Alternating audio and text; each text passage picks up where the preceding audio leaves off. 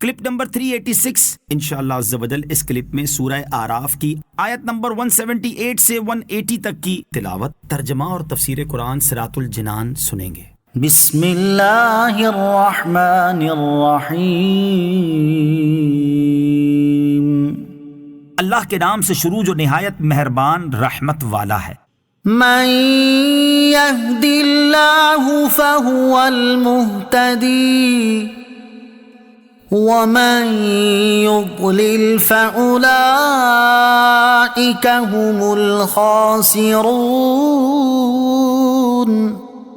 وَلَقَدْ ذَرَأْنَا لِجَهَنَّمَ كَثِيرًا مِنَ الْجِنِّ وَالْإِنسِ لَهُمْ قُلُوبٌ لَا يَفْقَهُونَ بِهَا وَلَهُمْ أَعْيُنٌ لَا يُبْصِرُونَ بِهَا وَلَهُمْ آذَانٌ لَا يَسْمَعُونَ بِهَا أُولَئِكَ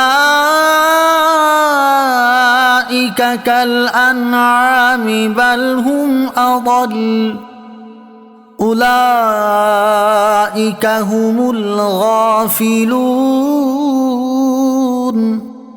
ترجمہ: جسے اللہ ہدایت دے تو وہی ہدایت یافتہ ہوتا ہے، اور جنہیں اللہ گمراہ کر دے تو وہی نقصان اٹھانے والے ہیں۔ اور بے شک ہم نے جہنم کے لیے بہت سے جنات اور انسان پیدا کیے ہیں، ان کے ایسے دل ہیں جن کے ذریعے وہ سمجھتے نہیں، اور ان کی ایسی آنکھیں ہیں جن کے ساتھ وہ دیکھتے نہیں، اور ان کے ایسے کان ہیں جن کے ذریعے وہ سنتے نہیں۔ یہ لوگ جانوروں کی طرح ہیں، بلکہ ان سے بھی زیادہ بھٹکے ہوئے، یہی لوگ غفلت میں پڑے ہوئے ہیں۔ من یہد اللہ، جسے اللہ ہدایت دے۔ اس آیت کا معنی یہ ہے کہ ہدایت اور گمراہی دونوں کو پیدا کرنا اللہ تعالیٰ کی طرف سے ہے، جبکہ ان میں سے کسی کو اختیار کرنا بندے کی طرف سے ہے۔ لہٰذا بندہ اگر ہدایت اختیار کرتا ہے تو اللہ تعالیٰ اس میں ہدایت پیدا فرما دیتا ہے، اور اگر وہ گمراہی اختیار کرتا ہے تو اللہ تعالیٰ اس میں گمراہی پیدا فرما دیتا ہے۔ وَلَقَدْ ذَرَأْنَا لِجَهَنَّمَ، اور بے شک ہم نے جہنم کے لیے پیدا کیے۔ اس آیت کا معنی یہ ہے کہ بہت سے جنات اور انسانوں کا انجام جہنم میں داخلہ ہوگا۔ جنوں اور انسانوں کو پیدا کرنے کا اصل مقصد تو اللہ عز و جل کی عبادت ہے۔ لَهُمْ قُلُوبٌ لَا يَفْقَهُونَ بِهَا، ان کے ایسے دل ہیں جن کے ذریعے وہ سمجھتے نہیں۔ اس آیت میں اللہ تعالیٰ نے کفار کے ہولناک انجام کی وجہ بیان فرمائی کہ یہ جہنم کا ایندھن اس لیے بنے کہ ان کے ایسے دل ہیں جن کے ذریعے وہ حق سے اعراض کر کے آیات الہیہ میں تدبر کرنے سے محروم ہو گئے، حالانکہ یہی دل کا خاص کام تھا۔ ان کی ایسی آنکھیں ہیں کہ جن کے ساتھ وہ حق و ہدایت کا راستہ، اللہ تعالیٰ کی روشن نشانیاں اور توحید کے دلائل نہیں دیکھتے۔ ان کے ایسے کان ہیں جن کے ذریعے وہ قرآن کی آیات اور اس کی نصیحتیں قبول کرنے کے لیے نہیں سنتے، اور قلب و حواس رکھنے کے باوجود وہ امور دین میں ان سے نفع نہیں اٹھاتے۔ لہٰذا یہ لوگ جانوروں کی طرح ہیں، بلکہ ان سے بھی زیادہ بھٹکے ہوئے ہیں۔ وَلِلَّهِ الْأَسْمَاءُ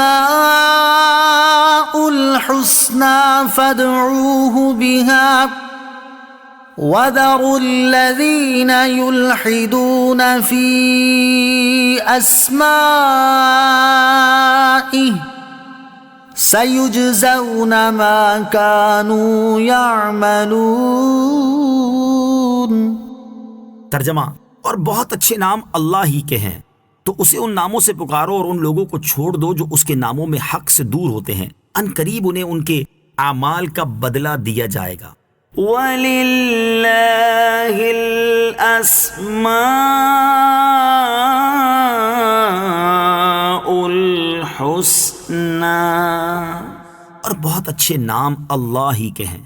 شان نزول: ابو جہل نے کہا تھا کہ محمد صلی اللہ تعالیٰ علیہ وسلم اور ان کے اصحاب رضی اللہ تعالیٰ عنہم کا دعویٰ تو یہ ہے کہ وہ ایک پروردگار کی عبادت کرتے ہیں، پھر وہ اللہ اور رحمان دو کو کیوں پکارتے ہیں؟ اس پر یہ آیت کریمہ نازل ہوئی، اور اس جاہل بے خیرت کو بتایا گیا کہ معبود تو ایک ہی ہے، نام اس کے بہت ہیں۔ اسماء حسنہ کے فضائل: احادیث میں اسماء حسنہ کے بہت فضائل بیان کیے گئے ہیں۔ ترغیب کے لیے 2 احادیث سماعت کیجیے۔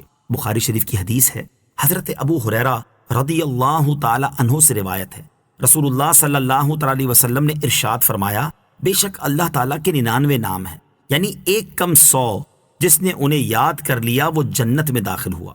حضرت علامہ یحییٰ بن شرف نووی رحمۃ اللہ تعالی فرماتے ہیں علماء کا اس پر اتفاق ہے کہ اسماء الہیہ 99 میں منحصر نہیں ہیں۔